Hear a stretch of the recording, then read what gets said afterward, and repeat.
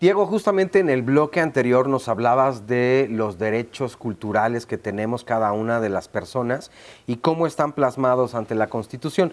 Pero no solamente es la Constitución de cada país que evidentemente versará en ello, sino que la UNESCO también habla de los derechos humanos y de las expresiones culturales que tenemos cada una de las personas y que todas esas forman parte precisamente de este gran universo. Pero para precisar lo que Eso decías. es muy importante. Mira, la Declaración Universal, como escuchamos en el bloque anterior, establece el derecho a la cultura en el artículo 27, el Pacto de los Descas también establece el derecho a la cultura. En la Constitución Política de los Estados Unidos Mexicanos, este derecho humano, como se mencionaba en la cápsula, se transforma en un derecho fundamental. ¿Qué es un derecho fundamental? Que este derecho humano que está como tal, cuando lo plasmas en la Constitución o un sistema normativo, hay una forma de exigibilidad dentro del mismo. Entonces es hasta el 2009 cuando se reconoce en el artículo 4, en ese entonces párrafo 9, ahora párrafo 12, el derecho al derecho a la cultura en la Constitución. Pero anteriormente, justamente hablábamos de esta parte de la cultura y cómo podemos, los derechos culturales, es cómo defendemos esos derechos. Y también se establecía esta figura del derecho del patrimonio cultural. El patrimonio cultural muchas veces lo entendemos como esas zonas arqueológicas o esos bienes arqueológicos que son antes de la conquista, después de la conquista, son esos, el patrimonio histórico y el patrimonio artístico que tiene una relevancia estética. Esa es la clasificación que en un momento dado se da.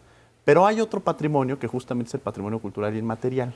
Si bien el material está protegido por la Constitución Política de los Estados Unidos Mexicanos, en el artículo 73 establece que le corresponde a la Federación legislar en torno al tema, tenemos la figura del patrimonio cultural y inmaterial, que son todas aquellas creaciones, puede ser la comida, que lo hemos escuchado, el mariachi, o sea, todo aquello forma parte del patrimonio cultural y inmaterial. ¿A quién le corresponde legislar?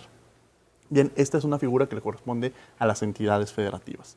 Cada entidad federativa tiene que establecer su marco jurídico para proteger este patrimonio cultural y material. Tienen a pesar de que los dos tienen el nombre, el apellido es distinto, patrimonio cultural material, el otro es patrimonio cultural material, pues son distintos. Claro. O sea, el patrimonio cultural material, pues pensemos también en una zona arqueológica, que si bien quisiéramos la accesibilidad dentro del mismo para una persona que pudiera tener, una persona con alguna discapacidad, pues no podemos poner un elevador a alguna pirámide, no podemos cambiarlo. Claro. O sea, pero el patrimonio cultural y material tiene una grandeza justamente, que es cambiante constantemente. El tema migratorio que escuchamos constantemente, pues la migración genera un cambio en el patrimonio cultural. Entonces hay que entenderlo de esa perspectiva y retomaría algo que dijo Carlos que es muy, muy importante.